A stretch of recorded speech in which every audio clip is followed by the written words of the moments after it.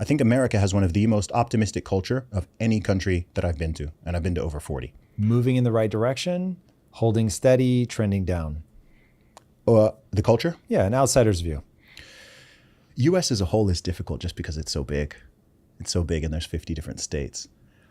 I would say that in some ways, okay, let's expand the time horizon a little bit, because I think it's easy to get caught up in kind of the last 5 to 10 years.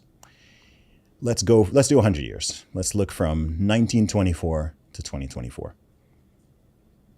I think pretty much everyone would agree that the country has made massive strides in progress in the past 100 years. Regardless of your skin color or income level, or whether you're a man or a woman, or you're straight or you're gay or whatever, I think it's very clearly overall trended in a positive direction. I think the world has in general.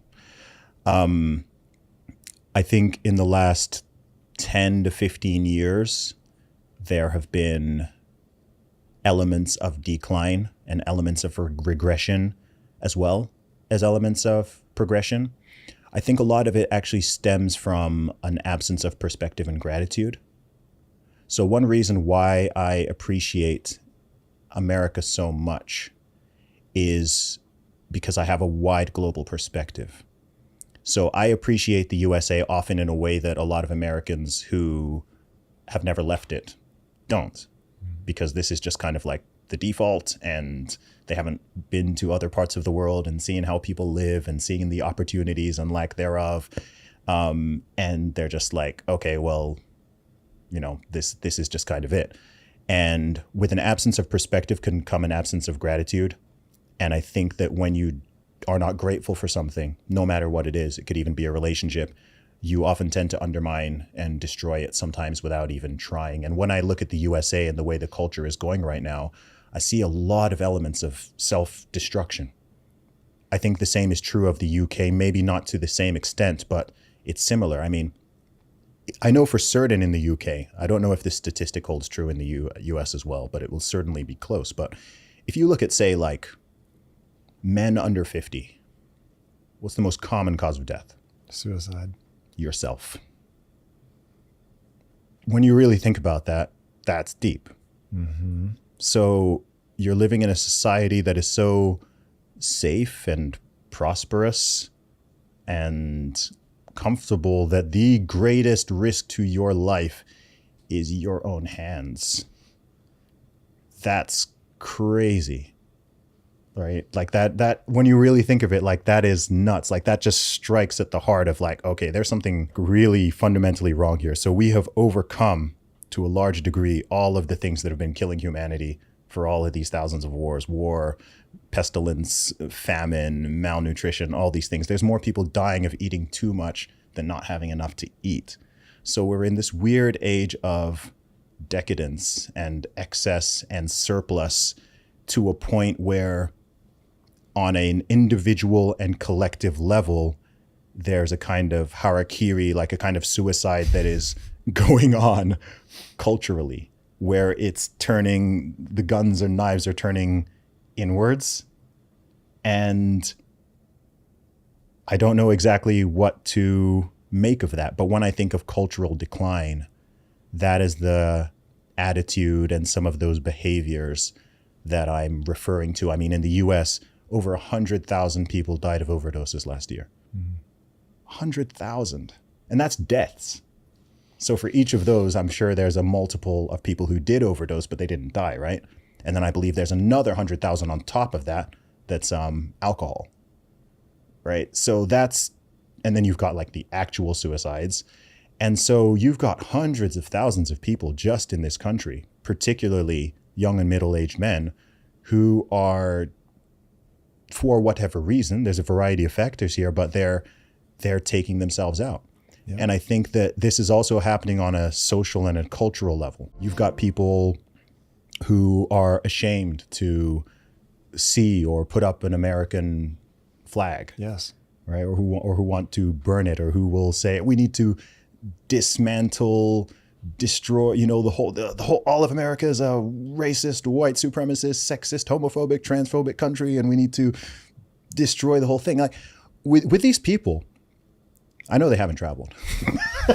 Firstly, because I'm always like, a question I like to ask is compared to what? You know, I've had interviews where someone will ask me, Zuby, do you think the UK is a racist country? Zuby, do you think America is a racist country? Compared to what? Like compared to utopia, where everyone is zero bigotry and everyone's then okay, yeah, I mean, yes, there's some racism. Like compared to the rest of the world, no. Compared to history, absolutely not. And I think that needs to be celebrated more.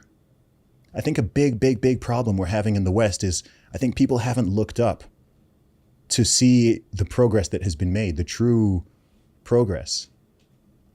Like the harmony amongst different groups, the fact that this diversity, sure, the diversity thing is, it's become a bit of a buzzword and people have their different takes on it. But in the true sense, people have become way more tolerant in the good way, far less violent and hostile towards each other, far less bigoted, far less any of these isms and phobias that people worry about.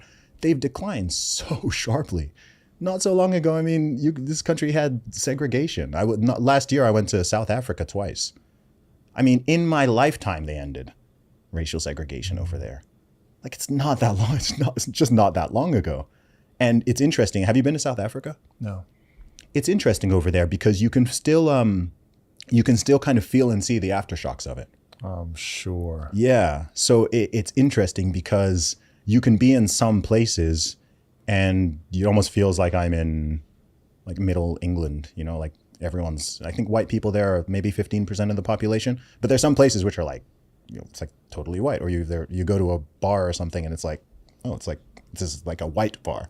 You know what I mean? School of fish, man. And then there's other places where it's like, if you were to see a white person, it's like, whoa, like what's that? What's that person doing there? So because the desegregation there is more recent, you can also sense that it's hard to put into words, but you can kind of see and feel it a little bit more over there compared to other countries. And so I think we need to celebrate those successes more, man. I think there's always different ways to look at history and to look at the history of a country. And you could certainly look at America's history or British history, look at the British Empire, right? And you could certainly paint it as, just all built on racism and white supremacy and slavery and segregation and discrimination and violence and lynchings and brutality and so on. Like there's a lot of stuff that you can use to paint that story. And someone can choose to do that, and they can choose to be resentful and hold people's ancestors responsible for things that they didn't even do if you want. I don't think that's very helpful or pro-social. What story should we be telling? I think it's a story of continual progress and triumph over these human sins.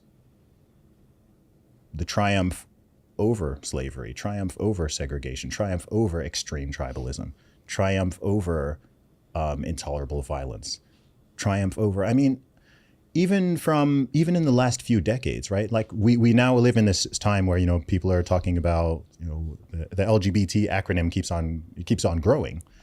But like a few decades ago, gay bashing really was a thing, right? Right? Like there were people who thought, oh, like that person's gay, like let's beat him up because he's gay. Like, no. Like it's so intolerable to even kind of think of now, but not so long ago it was normal. Dude, at its peak, the KKK had about 4 million members. Whoa. Members, not sympathizers. Right? Like actual white supremacy. And keep in mind the population was smaller then. Right? So like at the peak of like white supremacy in America and racism in America, they had, it's estimated, some people say 3 to 4 million.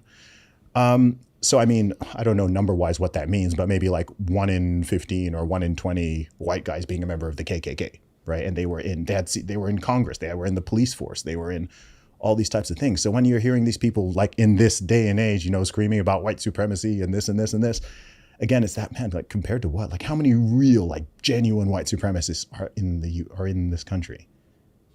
Like a few thousand?